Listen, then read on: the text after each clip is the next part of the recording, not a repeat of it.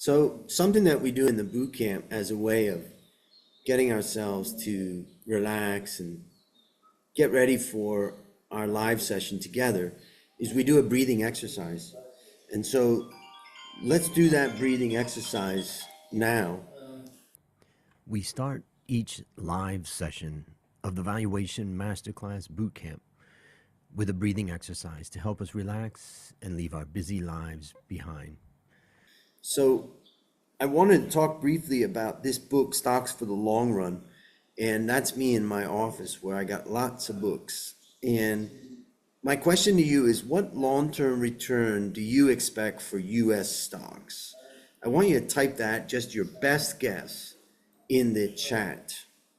Now, these returns that you're estimating are what we would call nominal returns. In this book, Siegel tells us to expect a 5% long-term real return. And I'll highlight the real return because that's after inflation, which is not what you guys were predicting. And if inflation was, let's say, 3%, then the nominal return would be 8% as an example. Here that we can see of US nominal returns over the period of 1801 until the latest year. And we can see the returns are 8% for stocks, 5% for bonds, 4% bills, meaning short-term bonds, 2% for gold, and CPI 1.4%.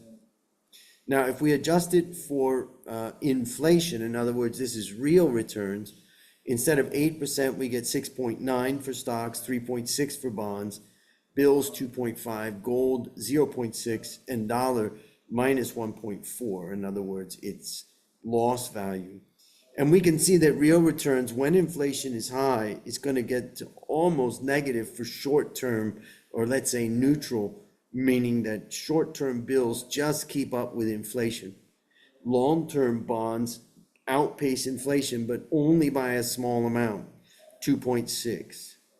What we can see here is that also gold outperforms short-term bonds. So gold underperformed over the long-term period, but over the short-term period, gold has outperformed. So generally when inflation goes down, real bond yields are going to rise. And we can see that nominal short-term bonds collapse and the real return on nominal or short-term bonds was negative, meaning inflation outpaced the return of the short-term bonds. But also you can see that gold performed really well over these 21 years.